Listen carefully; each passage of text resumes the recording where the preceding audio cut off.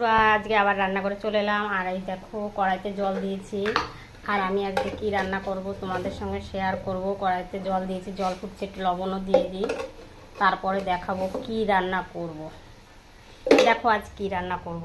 এই দেখো কচুর শাক কেটে রেখেছে, আর আমি যে চিংড়ি মাছ বেছে রেখেছি, আর শাশুড়ি মা যে কচুর শাক কেটে রেখেছে। আমি এখন কচুর শাক দিয়ে চিংড়ি মাছ রান্না করব, আর তোমাদের সঙ্গে সেটা শেয়ার করব কি করে রান্না করি। আমি এখন প্রথমে কচুর শাকটাই জলের মধ্যে দিয়ে সেদ্ধ করে নেব। দেখো কচুর শাকগুলো দিয়ে দিয়েছি, এবার আমি ঢাকা দিয়ে ঢেকে দিলাম। এবার কচুর শাকটা আমি সেদ্ধ করে নেব এরকম করে, তারপরে দেখাবো রান্নার পাটটা। সেদ্ধটা করে নিই আগে। আর এই দেখো বন্ধুরা, কচু শাক আমার সেদ্ধ করে নামিয়ে নিয়েছি, জল ঝরে গেছে। আর এই যে পেঁয়াজটা কুচিয়ে নিয়েছি দেখতে পাচ্ছ।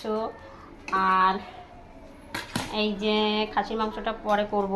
এই যে দেখো চিংড়ি মাছ লবণ হলুদ মেখে রেখেছি, পেঁয়াজটা কুচানো, লঙ্কা, আর এই দেখো রসুন কুচিয়ে রেখেছি। আর এখন আমি কড়াইতে তেল দেব।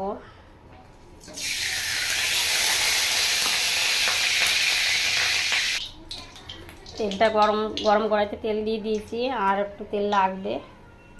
এই যে আমি তেল দিয়ে দিলাম। তেলটা গরম হলে আমি একটু ফোড়ন দেব।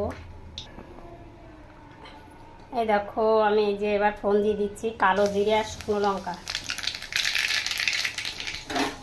কালো জিরে আর শুকনো লঙ্কা দিয়ে দিয়েছি ফোড়ন। এবার আমি কিছুটা পেঁয়াজ কুচি দিয়ে দেবো।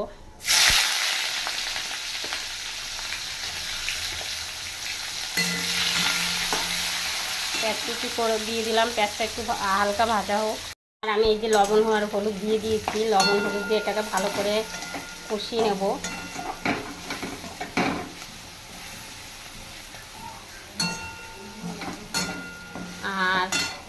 আর এরপর আমি এই যে লবণ হলুদ দিয়ে মেখে রাখা চিংড়ি মাছ, আমি কিছুটা চিংড়ি মাছের মধ্যে দিয়ে দেবো। একসঙ্গে ফ্রাই হয়ে যাবে।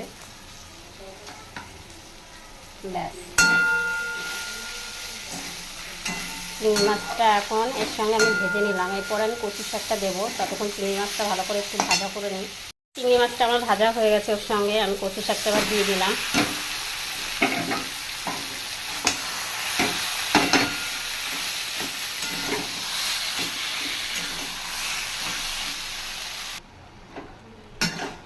দেখো কচুর শাকটা নেড়ে চেড়ে দিলাম, প্রায় দেখো হয়েও এসছে।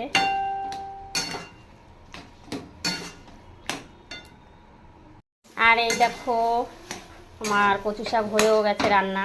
এখন আমি এটা নামাবো।